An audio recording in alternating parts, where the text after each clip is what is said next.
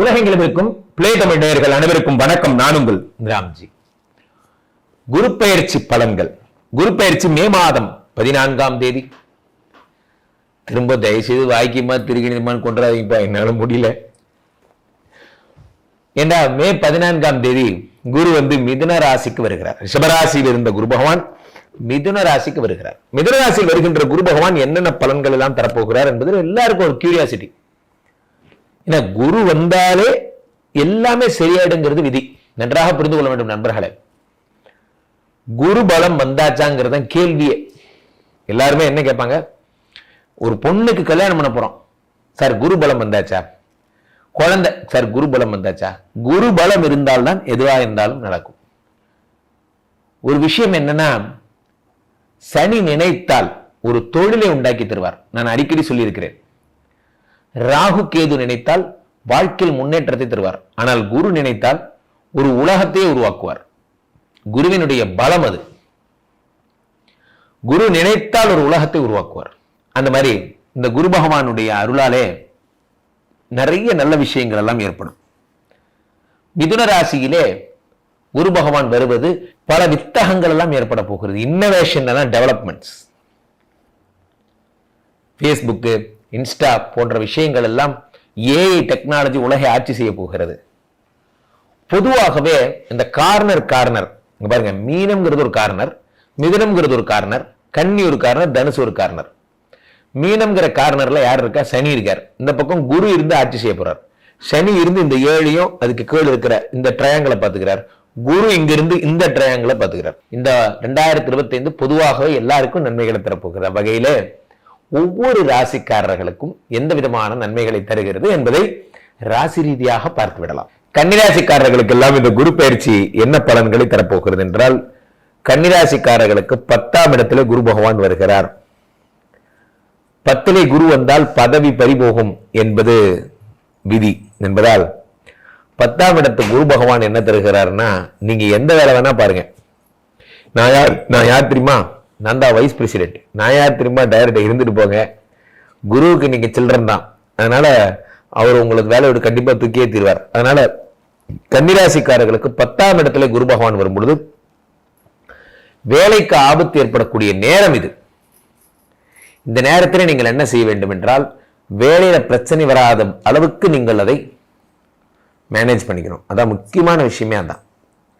அப்போ 10ஆம் இடத்து குரு பகவான் என்ன தருகிறார் என்றால், சார் கம்பெனில உங்களுக்கு சமமா இன்னொருத்தரை வளர்த்து உங்களுக்கு சரிசமமா உங்களுக்கு கொடுக்கப்படுற எல்லா வேலையும் அவர் கொடுப்பாங்க. டெம்டேஷன் சொல்லுவாங்க. உங்களுடைய வேலையில உங்களை இரிட்டேஷன் பண்றது, நீங்களே வேலையை விட்டு போகணும் அப்படிங்கிற மாதிரியான ஒரு நிலைமையை உருவாக்குறது தான் இந்த 10ல் இருக்கக்கூடிய குரு பகவான் செய்கின்ற பணி. இந்த குரு ஜாதகத்திலே 8ஆம் இடத்தில் மறைந்தால் எப்படி உங்களுக்கு வயிறு சம்பந்தப்பட்ட பிரச்சனைகளை தருகிறாரோ, அதை போல 10ஆம் இடத்து குரு பகவான் நிச்சயம் உங்களுடைய பதவிக்கு ஆபத்துகளை தருவார். நீங்கள் சங்கம் வைத்திருங்கள், அல்லது நீங்க தொழில் செய்யுங்கள், அல்லது நீங்க ஏதோ ஒரு பணி செய்யுங்கள். அந்த பணியிலிருந்து உங்களை தூக்குறது தான் குரு பகவானுடைய வேலை. 10ஆம் இடத்து குரு என்பது அந்த வேலையிலிருந்து உங்களை விடுவித்து விடுவார். ரொம்பவுமே டஃப்பான ஒரு டைம்னா அது இந்த டைம் தான். இந்த 10லே குரு பகவான் வரும்பொழுது பதவி பறி போகுது. ஸோ யாராவது வேலையை மாறிக்கிறீங்கன்னா அப்ப இந்த டைமுக்குள்ள மாறிடணும். மே 14க்கு முன்னாடி மாறிடணும். மே 14க்கு அப்புறம் வேலை மாறுவது என்பது விபரீதங்களை உண்டு பண்ணக்கூடிய ஒரு அமைப்பு. ஏனென்றால் இந்த அரசனை நம்பி புருஷனை கொட்ட விட்டம்பாங்க. இந்த மாதிரிதான் நீங்க புதுசா ஒரு வேலை கிடைக்கும், அந்த வேலையை பல வேலையை விட்டுட்டு அந்த வேலைக்கு போவீங்க. அப்ப என்ன ஆகுன்னா, அந்த புது வேலையில இந்த வேலையும் போச்சு அந்த வேலையும் போச்சுங்கிற மாதிரி ஆயிடும். அப்ப நீங்க ரொம்ப ஜாக்கிரதையா என்ன பண்ணும், வேலையை விட்டுட்டா மே 14க்கு முன்னாடி விடணும். அது விடலைன்னா மே 14க்கு அப்புறம் விடவே கூடாது. ஒரு வருஷம் மேனேஜர் கண்ணிலே படக்கூடாது. குரு பகவான் எப்படி ரசிப்பார்னா, நீங்க தெரியாத வேலையை எப்படி செய்றீங்கிறத பார்த்து ரசிப்பார். இந்த குரு பகவானோட வேலை.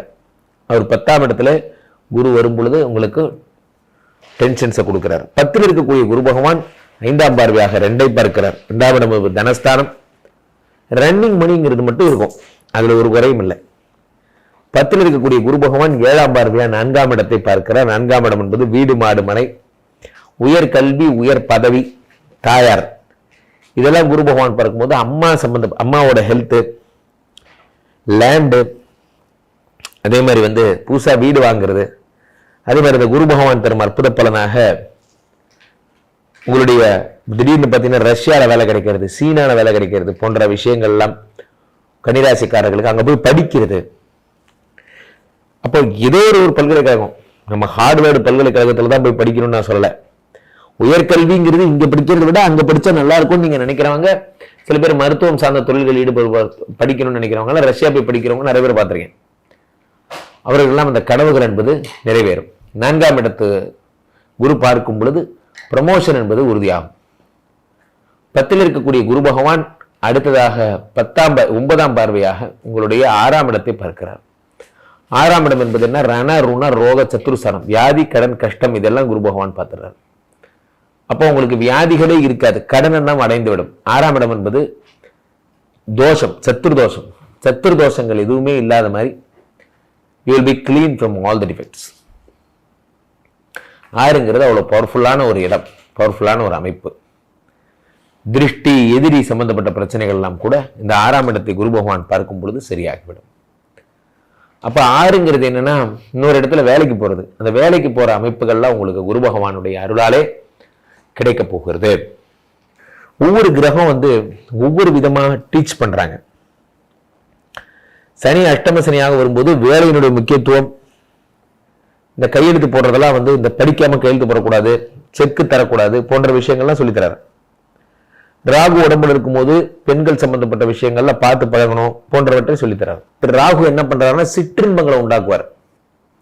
சேட்டை, ஏதாவது யாருக்காவது மெசேஜ் அனுப்புறது, யாருக்காவது ஏதாவது நீங்க என்ன பண்ணிட்டு இருக்கேன்னு கேட்கறது, என்ன பண்ணா உனக்கு என்னடா, என்ன பண்ணிட்டு இருக்கு. சில பேர்லாம் பார்த்தீங்கன்னா அவங்களால ஃபோன் பண்ணாமல் இருக்க முடியாது, மெசேஜ் அனுப்பாமல் இருக்க முடியாது. சமீபத்தில் கூட ஒரு படம் வந்தது. அந்த படத்தில் ஒரு மாதிரி reply reply reply reply immediate reply immediate reply அந்த பொண்ணுக்கு அனுப்பிட்டே இருப்பாங்க. சேட்டை அதிகமாகும், பெண்கள் சம்பந்தப்பட்ட விஷயங்கள் இதெல்லாம் உங்களுக்கு அதிகமாகும்.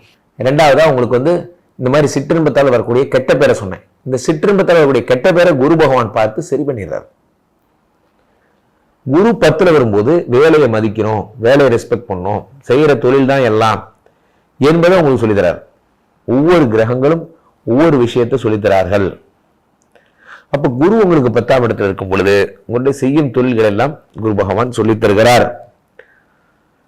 10 அப்படிங்கிறது கர்மஸ்தானம் என்று கொள்ளலாம். கர்மஸ்தானத்துல குரு பகவான் வரும் பொழுது உங்களுடைய பூர்வ ஜென்ம சாபங்கள், பித்ருதோஷங்கள், பித்ருகர்மாக்கள் ஏதேனும் இருந்தால் அது எல்லாத்தையும் நிவர்த்தி பண்ணிடுறார். 10ஆம் இடம் என்பது என்ன அப்படின்னா உங்களுக்கு தொழில். இப்ப நான் சொல்ற நிறைய பேர் கன்னிராசிக்காரங்க கேட்குறீங்க, அப்ப எங்களுக்கு வேலை தான் கண்டிப்பா போயிடுமா சார்? வேலை போயிடுங்கிறது வேலையில் இருக்கிறவங்களுக்கு. கன்னிராசிக்காரர்கள் யாராவது பிசினஸ் பண்றீங்கன்னா அந்த பிசினஸ்ல வெற்றி கிடைக்கும். பிசினஸ் வேற, பிசினஸ் பேர் தொழில்னு சொல்லணும். நிறைய பேர் குழப்பிக்கிறீங்க. பிசினஸ் என்னன்னு சொல்லணும், தொழில்னு சொல்லணும். வேலை என்னன்னு சொல்லணும், வேலைன்னு சொன்னா போதும். இதுக்கு பேர் வேலை, அதுக்கு பேர் தொழில். ஆக கன்னிராசிக்காரர்களுக்கு கொஞ்சம் ஆபத்தான நேரம், ரொம்ப ஜாக்கிரதையா இருக்கணும். கீழே போயிட்டு இருக்க இந்த 2 நம்பரை கூப்பிடுங்க, உங்களுடைய சொந்த ஜாதகத்தை பார்த்துக் கொள்ளுங்கள். உலக புகழ் வாய்ந்த நமது ஸ்ரீமடம் இந்தியா, இப்பொழுது ஸ்ரீமடம் மலேசியாவிலும் உருவாகி இருக்கிறது, பெனாங் நகரிலே. மலேசியா வாழ் நண்பர்கள் என்னை தொடர்பு கொள்ளலாம், டைரக்ட் கன்சல்டேஷன் புக் பண்ணிக் கொள்ளலாம், நேரில் சந்திக்கலாம். மீண்டும் நல்ல பதிவில் சந்திப்போம். நன்றி, வணக்கம்.